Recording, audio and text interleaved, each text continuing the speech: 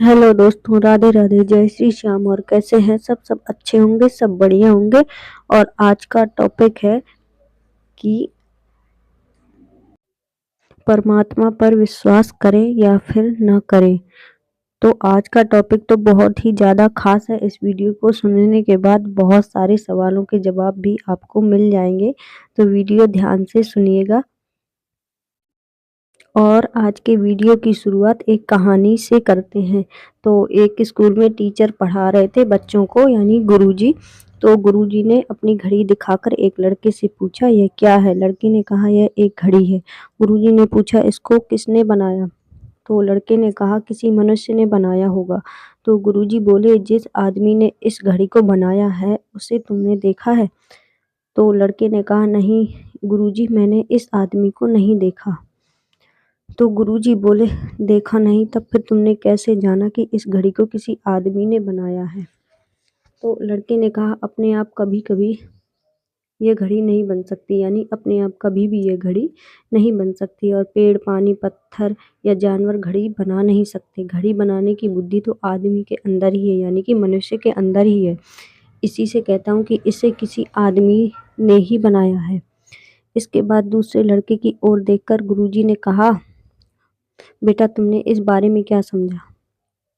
तो लड़के ने बोला, जब तक कोई बनाने वाला ना होगा तब तक कोई भी वस्तु अपने आप नहीं बनेगी, इसलिए इस घड़ी का बनाने वाला कोई आदमी होना चाहिए। ऐसी बात तो बिना कहे मुझे सच मालूम हो रही है। इसके बाद तीसरे लड़के की ओर देखकर गुरुजी ने कहा, बेटा इससे मिलते जुलते कोई उदाहरण तुम दे सकते हो? तो उस लड़के ने बोला, हाँ गुरुजी, इस विद्यालय के मकान बनाने वाले आदमी को हम नहीं पहचानते और वह आदमी कहाँ है यह भी नहीं जानते। फिर भी हमको निश्चय है कि इस मकान को किसी आदमी ने ही बनाया है, क्योंकि मनुष्य की मेहनत के बिना और मनुष्य की बुद्धि के बिना ऐसा सुंदर मकान नहीं बन सकता। ये बात सुनकर गुरुजी ने कहा, तुम ऐसा विश्वास क्यों करते हो? तब उस लड़के ने अपने हाथ की पेंसिल को दिखाकर कहा, यह पेंसिल किसी के बनाए बिना नहीं बन सकती। यह कुर्सी किसी के बनाए बिना, यानी बनाए बिना नहीं बन सकती। और यह मेरे कोट का बटन भी किसी के बनाए बिना नहीं बन सकता। तब विद्यालय का यह सुंदर मकान कैसे बिना बनाए नहीं बन सकता। इसलिए इस मकान का बनाने वाला कोई मनुष्य ही होना चाहिए, यानी कि कोई आदमी ही होना चाहिए। यह सुनकर गुरुजी बोले, तुम्हारा अनुमान ठीक है। अब जरा विचार करो कि चांद सूरज को किसने बनाया, समुद्र को किसने बनाया, इस धरती को किसने बनाया, और हम सबको तथा पशु पक्षी को, वृक्षों को किसने बनाया? तो एक लड़के ने कहा, ईश्वर ने। गुरुजी ने पूछा, तुमने कैसे जाना कि ईश्वर ने बनाया? तो वो बोला, ऐसी अद्भुत चीजें मनुष्य से नहीं बन सकती और किसी के बनाए बिना कोई भी वस्तु नहीं बन सकती, इसलिए ईश्वर ही बनाने वाला हो सकता है। यह सुनकर दूसरे लड़के की ओर देखकर गुरुजी ने कहा, गोपाल दास, उस बच्चे की बात से तुमने क्या समझा? तो गोपाल दास ने कहा, जितनी बड़ी, सुंदर और उपयोगी वस्तुएं ईश्वर बना सकता है, वैसी मनुष्य या कोई दूसरा नहीं बना सकता। सूरज, चांद, बिजली, पानी आदि वस्तुओं को देखकर इनके बनाने वाले का विचार हमको करना चाहिए, और इसका विचार करने पर ईश्वर है ऐसा निश्चय हुए बिना नहीं रह सकता। ये सुनकर दूसरे लड़के की ओर देखकर गुरुजी ने कहा, बेटा बड़ी सुंदर और किसी ने न बन सकने वाली बहुत सारी उपयोगी वस्तुओं को ईश्वर ही बना सकता है, दूसरा कोई नहीं बना सकता, ऐसा गोपाल दास कहता है। यह क्या बात तुमको सच मालूम होती है? तो उस लड़के ने बोला, गुरुजी मुझको यह बात सही लगती है। तो गुरुजी ने कहा, यह बात सच लगने का क्या कारण है? तो वो बच्चा बोला, गुरुजी इसका कारण यह है कि ईश्वर बुद्धिमान से भी बुद्धिमान है, भले से भी भला है, और रूपवान से भी रूपवान है, बड़े से भी बड़ा है। सारी दुनिया का वही एक मालिक है, सारे जीवों को बनाने वाला है। सारी वस्तुओं का नाश हो जाए तो भी वह कायम रहता है। मनुष्यों के पाप पुण्य का इंसाफ करता है, सब तरह की शक्ति रखने वाला है, और दुनिया में या स्वर्ग में ऐसी कोई वस्तु नहीं है जो उसकी बराबरी कर सके। इसलिए वह महान ईश्वर सब जीवों के सुख के लिए चाँद, सूरज, समुद्र, आकाश और भी बहुत सी बड़ी-बड़ी वस्तुओं को बनाता है। इसमें कोई अचंभे वाली बात नहीं है। गुरुजी ने कहा, बहुत बढ़िया बेटा, तुमने तो खूब कहा। तो फिर एक लड़का बोला, ईश्वर के बिना तुम कुछ कह सकते हो? तो वो बोला, हाँ जी, मेरे बाबा ने मुझे सिखाया है कि ईश्वर हमारा पिता है, क्योंकि वह हमारा पालन पोषण करता है। वह सब जगह रहता है। वह आकाश में भी रहता है और इस धरती में भी है, चाँद सूरज में भी है, पेड़ पौधों में भी है और हमारे शरीर में भी है, और जहाँ कुछ भी नहीं है वहाँ भी वह यानी ईश्वर रहता है। इसी से वह हमारी छिपी बातें भी जान लेता है। इतना ही नहीं, जब यह संसार नहीं बना था तब भी वह था, और इस संसार का नाश हो जाएगा तब भी वह रहेगा। इतना अधिक बड़ा और इतने अधिक गुणों वाला होने पर भी वह इतना अधिक दयालु है कि हमारी सारी प्रार्थनाओं को सुनता है और हम जो मांगते हैं उससे भी अधिक देता है। इसलिए हमें चाहिए कि सदा उनका भजन करें। यह सुनकर गुरुजी ने धन्यवाद दिया, तुमने भी बहुत अच्छी तरह समझा। अब अगले दिन इस विषय में और अधिक बातें होंगी। ऐसा कहकर गुरुजी ने लड़कों को छुट्टी दे दी स्कूल से।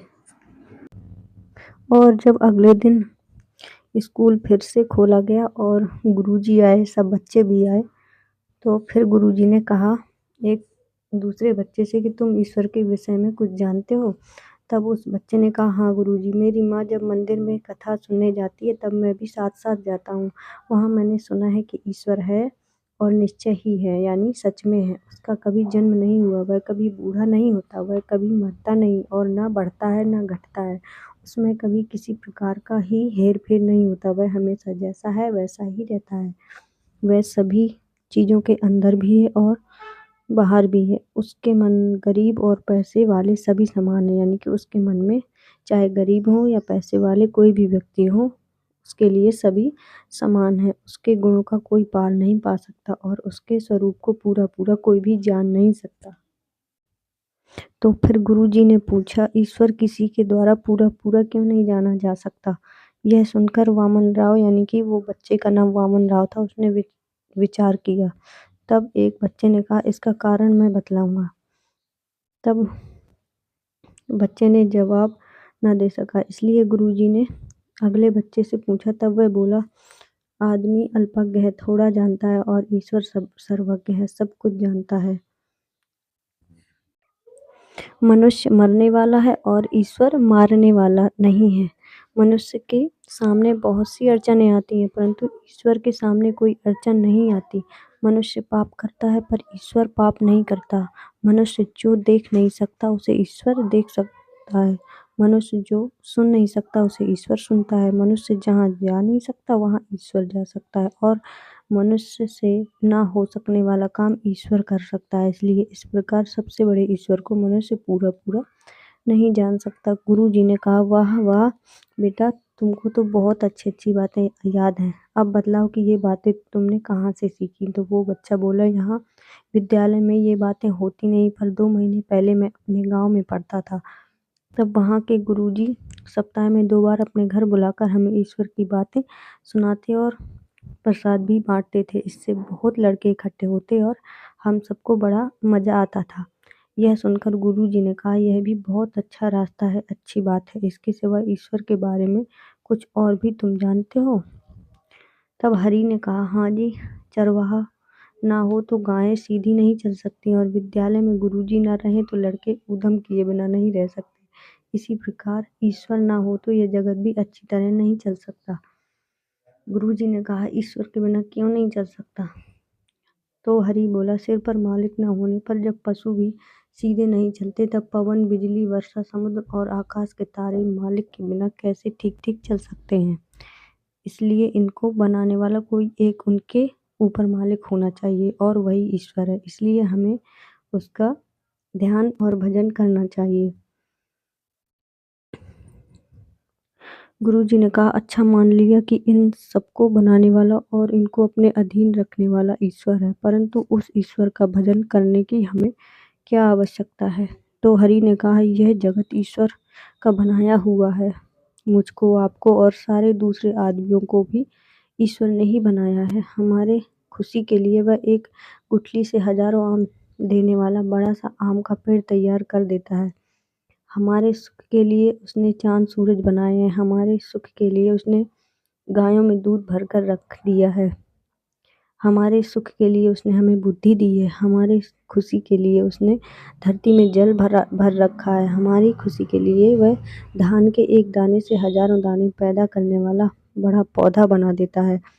हमारे सुख के लिए उसने सोना, चांदी, लोहा और कोयला वगैरह बहुत सी चीज़ें बनाई हैं।